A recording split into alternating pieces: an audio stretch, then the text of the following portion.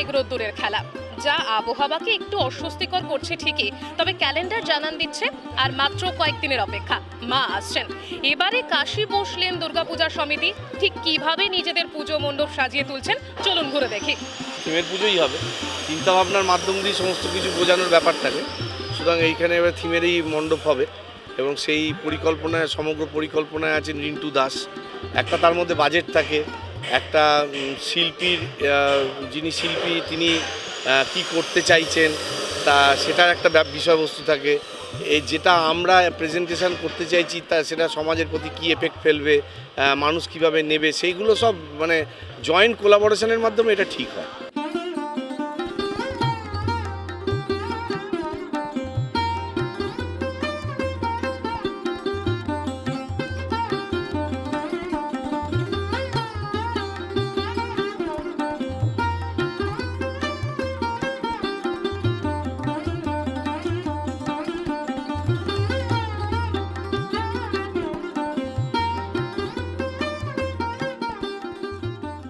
এবছরের কাশী বসলেনে আমি যে ভাবনাটা নিয়েছি, ভাবনার নাম হচ্ছে রত্নগর্ভা। আমি রত্নদের নিয়েই কাজ করছি। ভারতবর্ষের প্রথম আধুনিক পুরুষ রাজা রামমোহন রয়, উনি সতীদাহ প্রথা বন্ধ করেছিলেন, তারপরে বাল্যবিবাহ বন্ধ করেছিলেন। তার পরের স্টেজে এসে ঈশ্বরচন্দ্র বিদ্যাসাগর বিধবা বিবাহ আবার চালু করেন। সেটা নিয়ে আমার কাজ। আজকে যে মেয়েরা অন্ধকারে হারিয়ে গিয়েছিল, তাদের আলোর মুখ দেখিয়েছিলেন এইসব মহাপুরুষরা।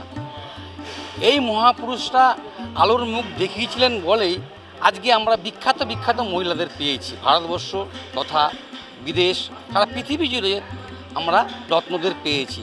যেমন পেয়েছি দ্রৌপদী মুর্মু, লতা মঙ্গেশকর, এরকম বহুত আমরা পেয়েছি।